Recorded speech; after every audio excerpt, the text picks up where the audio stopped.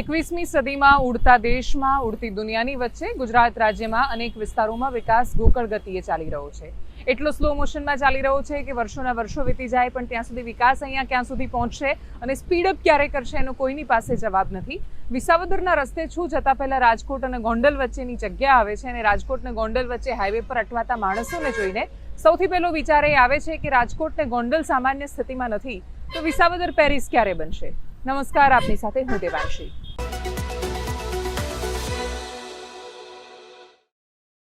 માણસ કલાકોની કિંમત નથી.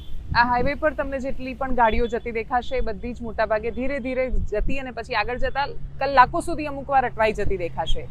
ગોંડલ અને રાજકોટની વચ્ચે ફ્લાયઓવર બનવાનો હતો, 89 કરોડ રૂપિયાના ખર્ચે બન્યો પણ ખરો. 2018માં ઘોષણા, 19થી કામની શરૂઆત, 23માં માંડ લોકાર્પણ થઈ શક્યું. રાજકોટ ગોંડલ વચ્ચે પણ મોટો 6 લેન હાઈવે બની રહ્યો છે. ખાસ્સા વર્ષોથી બની રહ્યું છે. વર્ષોથી અહીંયા આવતા માણસો દરેક વખતે આ પરેશાનીમાંથી જતા હોય છે, પસાર થતા હોય છે અને એમને વિચાર આવે છે કે વિકાસ આટલો ધીરે ધીરે કેમ ચાલી રહ્યો છે.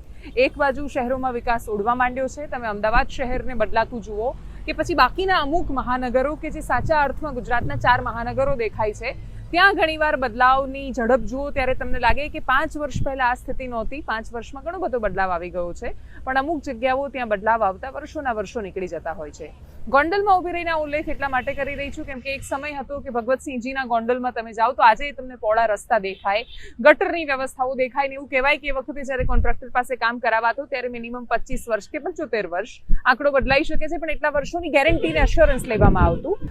આજે જ્યારે આપણે લોકતંત્રમાં છીએ અને જ્યારે સામાન્ય માણસોના પૈસાથી સરકાર ચાલી રહી છે ત્યારે ના એ પૈસાનો હિસાબ છે, ના એ કામોનો હિસાબ છે. કામો શું કામ અટવાઈ જાય છે, કામ શરૂ થઈ ગયા પછી શું કામ ખોરંભે ચડી જાય છે અને પછી સામાન્ય માણસોને વર્ષોના વર્ષ એ હાલાકી માટે શું કામ છોડી દેવાય છે. એક સરસ મજાનો શેર છે કે સિયાસત કુછ ઇસ કદર આવામ પે એહસાન કરતી है, पहले आंखें छीन लेती है फिर चश्मे दान करती है. પહેલા સાવ બરબાદ કર્યા પછી એની વ્યાખ્યાઓ બદલી નાખ્યા પછી એની અપેક્ષાઓ સાવ ઘટાડી નાખ્યા પછી મોઢા પર આવીને અમુક કરોડની આ યોજનાઓ કે જાહેરાતના નામ પર નેતાઓ મોઢા પર તમાચા મારીને જાય છે અને તમાચા ખાતા પછી જનતાને એવું લાગે છે કે એના ગાલ પર રાતાશ આવી ગઈ છે, એના ગાલ રાતા થયા છે, એને એવું લાગે છે કે ગાલ પર લાલી ઉપસી આવી છે. વિસાવદરની જનતાના પણ કંઈક આવા જ હાલ છે. વિસાવદરના સામાન્ય માણસો પોતાની વાતને કઈ રીતે રજૂ કરે છે, એ કયા ઉમેદવારમાં પોતાનું ભવિષ્ય જુએ છે, એ બહુ અલગ વિષય છે પણ ત્યાં ચૂંટણીના જે મુદ્દાઓ છે એ તો બહુ જ પાયાની જરૂરિયાત અને સંઘર્ષના મુદ્દાઓ છે. એટલી જ પાયાની વાત કે ગોંડલમાં જ્યારે ચર્ચા થાય ત્યારે આ હાઈવેની ચર્ચા થવી જોઈએ. ગોંડલમાં જ્યારે ચર્ચા થાય ત્યારે એ અનેક વિષયોની થવી જોઈએ પણ એની જગ્યાએ મોટાભાગે કાયદો વ્યવસ્થા અને કાયદો વ્યવસ્થા કરતાં જાતિઓના સંઘર્ષ અને મુદ્દાઓમાં અટવાઈ જતી હોય છે. વિસાવદરમાં પણ ચૂંટણીમાં હાર જીતના સમીકરણો તમે સમજવા માટે જાઓ છો ત્યારે એ સમીકરણ પણ ફરી એકવાર તમને કાસ્ટના હિસાબો, જાતિ, કઈ જાતિનું કયું વર્ચસ્વ, કઈ જાતિના નેતાઓ કઈ પાર્ટીમાં જોડાયા છે એ બાજુ લઈ જાય છે.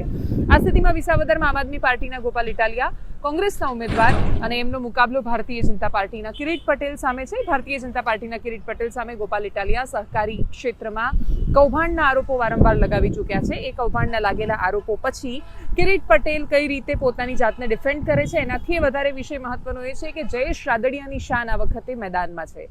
એમની શાન એટલા માટે સ્પર્ધામાં છે આ વખતે કેમ કે પ્રશાંત કોરાટ ભારતીય જનતા પાર્ટી યુવા મોરચાના અધ્યક્ષ, એમને અપેક્ષા હતી કે આ વખતે ચૂંટણીના મેદાનમાં એમને ઉતારવામાં આવે. એમની જગ્યાએ નામ સહકારી આગેવાન કિરીટ પટેલને આવ્યું. જયેશ રાદડિયા સહિતના નેતાઓએ લોબિંગ કર્યું એ પ્રકારની માહિતી પણ સામે આવી. એ લોબિંગ ન પણ કર્યું હોય પણ જયેશ રાદડિયાના માથે જવાબદારી સોંપવામાં આવી. આ જવાબદારી એ પૂરી કરે છે તો પછી એમના માટે ભવિષ્યની બીજી બધી અપેક્ષાઓ પણ પાર્ટી પાસેથી એમની રહેવાની છે. એમના તરફથી જ્યારે ફોન થઈ રહ્યા છે ત્યારે વિસાવદરની જનતા ઓડિયો રેકોર્ડિંગ વાયરલ કરી રહી છે. કદાચ એ કોઈ કાર્યકર્તા પણ હોઈ શકે પોલિટિકલ પાર્ટીના જે ઓડિયો રેકોર્ડિંગ વાયરલ કરતા હોય પણ જે પણ થઈ રહ્યું છે એ પક્ષમાં નથી થઈ રહ્યું ભારતીય જનતા પાર્ટીના. ગોપાલ ઇટાલિયાના પણ પોતાના પ્રયત્નો છે. માર્જિન બહુ જ ઓછું રહેવાનું છે.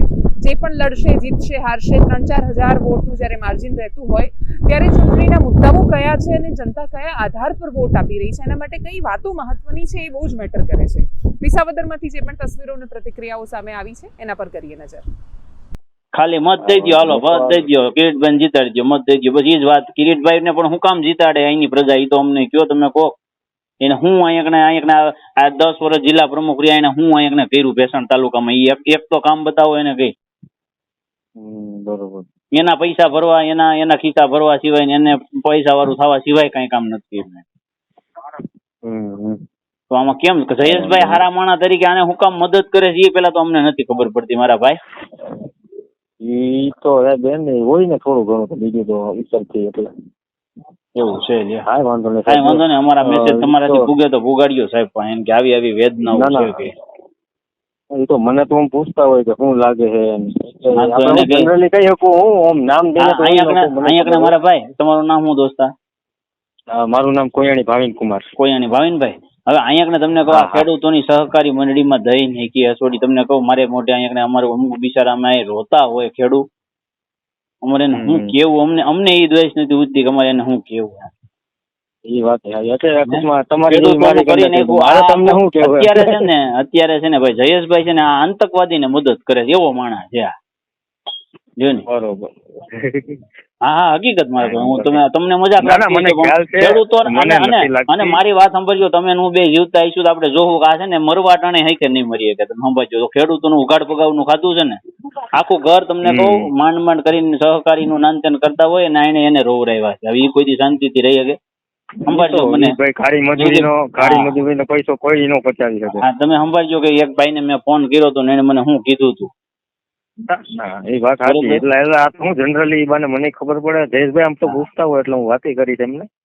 એટલે આમ તો હું જનરલ વાત કરીશ કે ભાઈ અમુક ભાજપના આપણા કાર્યકર આવી રીતે અમે અત્યાર સુધી ભાજપમાં જ રહી છીએ, એ કઈ પ્રશ્ન નથી, પણ વાંધો આવવા પડે સમજા. આને કોઈથી આના લોકલ ભાજપ વાળા કોઈથી આવડા કે હાલો સાહેબ આવ્યા છે, આપણે કોઈક ને કઈક કેવું હોય ને રજૂઆત કરવી ને આના લોકલ નહીં અટાણ કઈ નો કહેવાય, અટાણ સાહેબ ને કઈ નો કહેવાય. અરે ભાઈ અટાણ નો કહેવાય, અટાણ ચૂંટણી સોનાનો સૂરજ ઉગશે મિત્રો ગુજરાતમાં, અને ખેડૂતની જે દિવસે સરકાર બનશે અને જે દિવસની ખેડૂતની સરકાર બને ને ત્રીજા દિવસે તમે 18,000 ગામડાઓમાં જો ફટાકડા સ્વયં પુના ફૂટે ને તો કેજો કે ઈશુદાન ગઢવી રાજનીતિમાં આવ્યો સાહેબ. સ્વયં ફોડશો તમે. અને એટલા માટે કહું છું કે એક થાવ નેક થાવ, ગમે તેવા પ્રલોભનો આપે ગોપાલ ઇટાલિયા વિસાવદર થી જીતાડો એટલે 2027 માં ખેડૂતની સરકાર બનતા કોઈ નહીં રોકી શકે. અને આપણું ખબર પેલું ગાડરું હોય ને માલધારી બકરાનું હોય ને ઘેટાનું, એમાં ગોવાળ જોઈએ કે ન જોઈએ? ગોવાળ જોઈએ કે ન જોઈએ? આ 162 રેટા ફરે છે. એક ગોવાળ ની જરૂર છે ગોપાલને સાહેબ. એક વાર આવો એટલે બધાને. અને વિધાનસભા ગુજશે તો મારી આપ સૌને વિનંતી છે, એક વ્યક્તિ 10 મત નખાવે. આમાં હું છે પાડોશી પાછો એમ કે મારો છે ને દીકરો છે ને એ પાછો ભાજપનો સભ્ય છે એટલે અલા ભાઈ મૂક અત્યારે. લોકોને ચંદ્ર પર જશે એવી કામગીરી અમે કરી દઈશું, લોકો મંગળ પર જશે એવી કામગીરી અહીંયા કરી દઈશું. ભાઈ તમારે આ વિસ્તારને પેરિસ બનાવવાનું છે, તમારે પેરિસ બનાવવાની. બની જાય ને શું કરવાનું આપણે? પેરિસમાં તો આજે જવું હોય તો વિઝા લેવા પડે. તમારા સગા સંબંધીઓ અહીંયા મહેમાન આવશે એટલે વિઝા લઈને આવવાના છે. શું તમારે ચંદ્ર પર જઈને રહેવાનું છે? તમારે મંગળ પર જઈને રહેવાનું છે? નથી ને. બસ આ લોકો દિવસે તારા બતાવે છે કે એવું કામ કરીશું કે અહીંના લોકો ચંદ્ર પર રહેતા છે એવું લાગશે, અહીંના લોકો મંગળ પર રહેતા. ભાઈ અમારે મંગળ ને ચંદ્ર ની જરૂર નથી, પણ જ્યાં રહીએ છીએ એ અમારા અધિકારો, અમારી યોજનાઓ, અમારી ગ્રાન્ટ અમારા સમાજ માટે આપો. તે ક્યારે આ લોકો આપશે નહીં. વિસાવદરથી ગુજરાત અને ગુજરાતના બાકીના મુદ્દાઓ પર આવતા પહેલા આપણે એક આંટો મારતા આવીએ યુરોપિયન યુનિયનના દેશોમાં, આપણે એક આંટો મારતા આવીએ આપણા પડોશી પાકિસ્તાનમાં. સીધી રીતે નહીં, વિઝા સાથે નહીં, પણ અમુક પ્રશ્નોની સાથે. પાકિસ્તાને પોતાનું બજેટ રજૂ કર્યું અને બજેટમાં એણે ડિફેન્સ માટે એનું બજેટ, એનું એલોકેશન, એની ફાળવણી ખૂબ વધારી દીધી છે. એક દેશ કે જેને દુનિયા સતત લોન આપી રહી છે એવું કહીને કે એણે પોતાના દેશના આર્થિક વિકાસ માટે, ટકી રહેવા માટે, ગરીબી સામે લડવા માટે, ભૂખમરા સામે લડવા માટે, બેરોજગારીની સમસ્યા દૂર કરવા માટે, પેટનો ખાડો પૂરવા માટે પૈસાની જરૂર છે. દુનિયા એવું કહીને, દુનિયાની વૈશ્વિક સંસ્થાઓ એવું કહીને એને હજારો કરોડ રૂપિયાની લોન સતત આપી રહ્યા છે કે ભાઈ પાકિસ્તાન બિચારું છે અને એટલે જ એને આ બધાની જરૂર છે. પણ એ પાકિસ્તાન એને મળતી રકમ અથવા એની પાસે જે બજેટ છે એનો ઉપયોગ શેના માટે કરી રહ્યું છે? પાકિસ્તાનનું ફોકસ બહુ ક્લિયર છે અને બહુ સ્પષ્ટ છે. પાકિસ્તાન આર્થિક રીતે ભારતની સામે નથી લડી શકતું, એ બાકીના બધા મોરચાથી આર્થિક રીતે સક્ષમ થઈ જાય છે અને પોતાની પાસેના રૂપિયા એ ફરી એકવાર ડિફેન્સ પાછળ વાપરે છે. પાકિસ્તાનની ડિફેન્સ સિસ્ટમ અને ભારતની ડિફેન્સ સિસ્ટમમાં બહુ જ ફરક છે. પાકિસ્તાનની આર્મી એ સામાન્ય છોકરાઓને મદ્રસામાં ભણાવીને નહીં, પણ એમના બ્રેન વોશ કરીને, એમને આતંકી તરીકે તૈયાર કરીને ભારતની સામે લડવા માટે, પ્રોક્સી વોર કરવા માટે અને એમને ટેરરિસ્ટ બનાવવા માટે પોતાનો બહુ જ મોટો હિસ્સો વાપરે છે. તમે એ જ્યારે વાતને બહુ ગંભીરતાથી સમજો કે પીઓકેમાં ચાલતા અડ્ડા હોય કે પછી આપણે જે મદ્રસાઓ કે હિઝબુલના કે બાકીના ઠેકાણા આપણે જ્યારે ઉડાવ્યા ત્યારે એ ઇન્ડિયન મુજાહિદ્દીનના હોય કે પછી હિઝબુલના ઠેકાણા એ દરેક જગ્યાએથી બહુ સ્પષ્ટ રીતે સામે આવ્યું હતું કે મદ્રસાઓનો ઉપયોગ આતંકની ટ્રેનિંગ આપવા માટે થતો હતો. આવા સમયમાં પાકિસ્તાન એક બાજુ પોતાનું ડિફેન્સ બજેટ વધારતું જતું હોય, દુનિયા પાકિસ્તાન પર દયા ખાતી હોય અને દુનિયા જ્યારે એવું કહેતી હોય કે ભારત અને પાકિસ્તાન વચ્ચેના કોન્ફ્લિક્ટ કે સંઘર્ષ છે ત્યારે દુનિયાને દર્પણ દેખાડવું જરૂરી બની જાય છે કે આ લડાઈ ભારત અને પાકિસ્તાન સામેની નહીં, આ લડાઈ ભારત અને આતંકિસ્તાન સામેની છે. આ લડાઈ બહુ સ્પષ્ટ રીતે આતંકનો ભોગ બનતા ભારતની પોતાના રક્ષણ માટેની છે. આપણા વિદેશ પ્રધાન એસ જયશંકર જ્યારે વિદેશમાં હતા અને આ વિષય પર એમણે પોતાની વાત મૂકી ત્યારે કઈ રીતે એમણે ભારતનો પક્ષ મૂક્યો સાંભળીએ એમને. This is not a conflict between two states per se. This is actually a response to the threat and to the practice of terrorism. So I would urge you to make it, don't think of it as India-Pakistan, think of it as India-Terroristan. You will then appreciate it. We strongly believe that there must be zero tolerance for terrorism in all its forms and manifestations. In that context, it is also essential that we never yield to nuclear blackmail. This is a shared and interconnected challenge for the global community, and it is imperative that there is strong international cooperation and understanding on the matter. બહારના દુશ્મનો સામે તો કદાચ આપણી સેના બહુ સક્ષમ રીતે લડી લેશે, ઘરની અંદરના દુશ્મનો સામે કેવી રીતે લડીશું? આ દેશમાં સૌથી મોટો જો કોઈ દુશ્મન હોય તો એ ભ્રષ્ટાચાર છે અને એ ભ્રષ્ટાચાર આપણા બધાની અંદરથી પેદા થઈ રહ્યો છે. આ દેશના સામાન્ય નાગરિકથી માંડીને સર્વોચ્ચ સ્થાન પર બેસેલા માણસો એટલી હદ સુધી ભ્રષ્ટાચારને સ્વીકારી ચૂક્યા છે કે એમને એવું લાગે છે કે આ શિષ્ટાચાર છે, આ એક પદ્ધતિ છે, જો તમે આવું નથી કરતા તો તમે આ દેશમાં કે આ વ્યવસ્થામાં સર્વાઈવ નથી કરી શકતા. આ દેશની વ્યવસ્થામાં નાનામાં નાના સ્થાન પર રહેલો માણસ કે પછી મોટામાં મોટા પદ પર રહેલો માણસ એવું માને છે કે આટલું તો ચાલે, પણ એ આટલું કેટલું ચાલે? 500 રૂપિયાની લાંચ લેવાનો જ્યારે પ્રયત્ન થાય ધ્રાંગધ્રા પાસેના એક ટોલ નાકા પર ટ્રક ડ્રાઈવર પાસેથી, એક ટ્રક ડ્રાઈવરની ઘણી બધી ભૂલો હોઈ શકે છે, સંભાવનાઓ છે, એને નકારી શકાય એમ નથી, પણ એની પાસેથી 500 રૂપિયાનો તોડ કરવાનો પ્રયત્ન થાય, એ ટ્રક ડ્રાઈવર ને પોલીસ વચ્ચે ઘર્ષણ થાય અને પછી પોલીસવાળા ભેગા થઈને એ ટ્રક ડ્રાઈવરને જ્યારે જબરદસ્ત મારે ત્યારે શું થાય? ચક્કાજામ થાય અને ત્યારે માનવ કલાકોની કિંમત ન રહે. કચ્છ જવા માટે નીકળેલા કે પછી બાકીના વિસ્તારોમાં નીકળેલા લોકો ખૂબ અટવાયા. ધ્રાંગધ્રાના સોલડી ટોલ નાકા પાસે એક ટ્રક ડ્રાઈવરને મારવામાં આવ્યું અને એના પછી બધા ટ્રક ડ્રાઈવર ભેગા થયા, એમણે ચક્કાજામ કર્યો, પોલીસના ઉચ્ચ અધિકારીઓ ત્યાં પહોંચ્યા, ત્યાંથી જે દ્રશ્યો અને પ્રતિક્રિયાઓ સામે આવી કરીએ એના પર નજર. આજ રોજ સવારના સમયે સોલડી ટોલટેક્સ ઉપર ટ્રક ચાલક સાથે પ્રાઇવેટ ઇસમોએ મારામારી કરેલ, જે અનુસંધાને તાત્કાલિક ટ્રક ચાલકની ફરિયાદ લઈ લેવામાં આવેલ છે અને ટ્રક ચાલકોએ જે હાઈવે ટ્રાફિક જામ કરેલ હતો એ સવારે 11 વાગ્યાથી ખુલ્લો કરી દેવામાં આવેલ છે અને હાઈવે અત્યારે બિલકુલ ક્લિયર છે. આ તપાસ દરમિયાન જણાઈ આવેલ છે કે ટ્રક ચાલક જે ઈસમ છે એને અન્ય ખાનગી ઈસમ સાથે મારામારી થયેલ, જે અનુસંધાને ટ્રક ચાલક અને અન્ય ટ્રક ચાલકોએ હાઈવે જામ કરી દીધેલ. આ તપાસ કરતાં માલુમ પડેલી છે કે અને સીસીટીવી ફૂટેજ જે છે ટોલરી ટોલટેક્સને ચેક કરતાં માલુમ પડે છે કે કોઈ પણ પોલીસ અધિકારી કે કર્મચારી યુનિફોર્મ કે ખાનગીમાં એક પણ નથી અને એની અંદરથી 2 ટોલટેક્સના કર્મચારીઓ છે જેઓને હાલ ડિટેન કરેલ છે અને આગળની કાર્યવાહી હાથ ધરવામાં આવેલ છે. માણસ એવું માને છે કે કરપ્શન એ જ એકમાત્ર રસ્તો છે, બાકીના લોકો પણ એવું માને છે કે 500 રૂપિયા લઈને કોઈના 5000 બચાવીને એની મદદ કરી રહ્યા છે. આપણે ત્યાં કાયદો અને કાયદાનો દંડ પહોંચે ત્યાં સુધી કાયદાની સમજણ નથી પહોંચતી. આપણે ત્યાં બહુ જ મૂળભૂત જે વ્યવસ્થાઓમાં સમસ્યા છે એમાંથી સૌથી મોટું કશું ખાડે ગયેલું હોય તો એ શિક્ષણ છે. પણ એ શિક્ષણ શું થઈ રહ્યું છે? તો શિક્ષણ અટવાઈ ગયું છે. આપણે આટલી બધી ચર્ચાઓ કરી રહ્યા છીએ અને દુનિયાભરની વાતો કરીશું, આપણી પાસે એ જ જવાબ નથી કે આપણે જાણી જોઈને સિસ્ટમેટિકલી આ રાજ્યની સરકારી શાળા અને સરકારી શાળાની વ્યવસ્થાને મારી નાખી. આ રાજ્યનો કોઈ પણ જિલ્લો તમે લઈ લો, 33 જિલ્લો, હવે થરાદ સાથે 34 જિલ્લા છે અને 34 જિલ્લામાં જેટલી પણ પ્રાઇવેટ કે ગ્રાન્ટીનેટ શાળાઓ છે ને એમાંય સારું કામ કરતી ગ્રાન્ટીનેટ શાળાઓ તો સાવ ઘટી ગઈ છે. પ્રાઇવેટ શાળાના માલિકો કોણ છે? એ કોંગ્રેસના હશે કે ભાજપના પણ હશે, પણ એ હશે ધારાસભ્યો કાં તો નેતાઓ.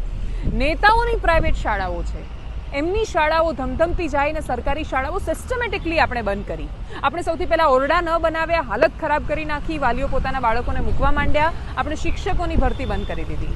શિક્ષકોની ભરતીમાં અગેન બાળકો નથી તો શિક્ષકો નથી, શિક્ષકો નથી તો બાળકો નથી. સરકાર એવું કહે છે કે બાળકોની જો પૂરતી સંખ્યા નથી થતી તો એ શાળાઓ એક શિક્ષક પર જ ચાલવાની છે કેમ કે ત્યાં બાળકો નથી. જે શાળાઓમાં એક સમયે 500 વિદ્યાર્થીઓ ભણતા હતા એ શાળાઓ ખાલી કેમ થઈ ગઈ? આપણે શિક્ષકો જ નથી આપી શક્યા. સ્કૂલના વેકેશન ખુલવાના છે ને કચ્છમાં આપણે ભરતીની જાહેરાત કર્યા પછી શિક્ષકો આપ્યા. સ્કૂલ ખુલવાના સમય પર છે, અણી પર છે, વેકેશન ખુલી જવાના છે, આપણે કચ્છમાં ભરતીની જાહેરાત કરી, ત્યાં શિક્ષકો નથી આપી શક્યા.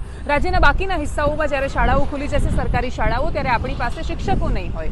ટેટ ટાટ પાસ કરેલા ઉમેદવારો વર્ષોથી કતારમાં છે, એ રસ્તા પર ઢસડાય છે, એ રસ્તા પર અથડાય છે, એ સતત સંઘર્ષ કરી રહ્યા છે. નોકરી લેવા માટેનો સંઘર્ષ, પરીક્ષા સારી રીતે લો એના માટેનો સંઘર્ષ, પેપર ન ફૂટે એના માટેનો સંઘર્ષ, ફૂટે તો પરીક્ષા રદ કરાવવાનો સંઘર્ષ, પરીક્ષા પૂરી થઈ જાય તો ઓર્ડર આપવાનો સંઘર્ષ, ઓર્ડર આપવાની વાત આવે તો મેરિટ સરખી રીતે કાઢવાનો સંઘર્ષ. એ બધા સંઘર્ષો પછી જિલ્લા ફાળવણી થઈ, લોકોએ મીઠાઈ વેચી લીધી, આજુબાજુવાળાને કહી દીધું કે અમે આ શાળામાં અમારો નંબર આવ્યો છે, અમે ત્યાં જવાના છીએ, જિલ્લા ફાળવણી થઈ ગઈ છે અને એ રદ કરી દેવામાં આવીને એ પણ ખેંચવામાં આવ્યું. આપણે એક ભરતી સારી રીતે પૂરી નથી કરી શકતા.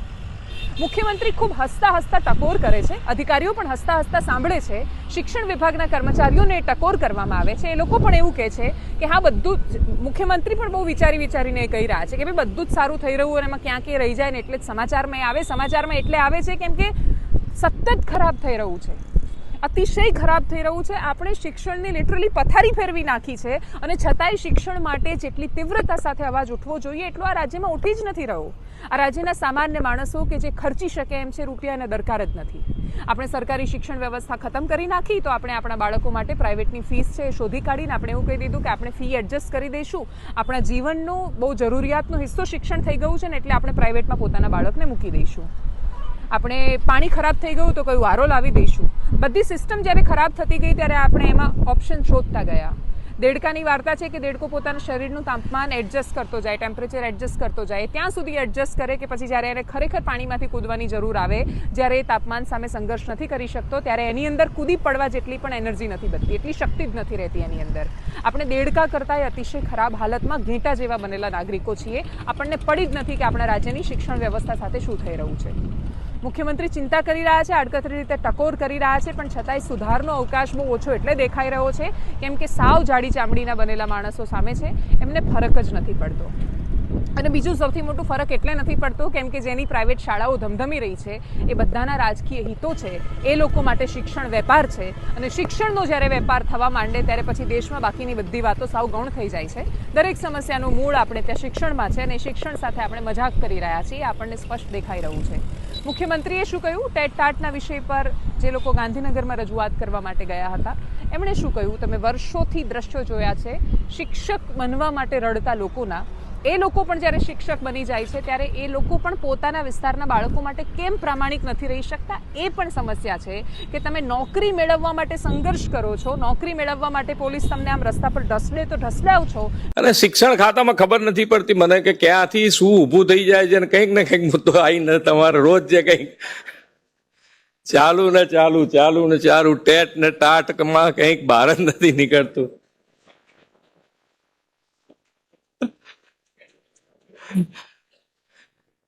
એટલે તમારી પાછળ અમે બીજા બધા ડિપાર્ટમેન્ટ વાળા તમારી બાજુ જો કરે એવું થયા કરે. હા, શું ચાલુ છે?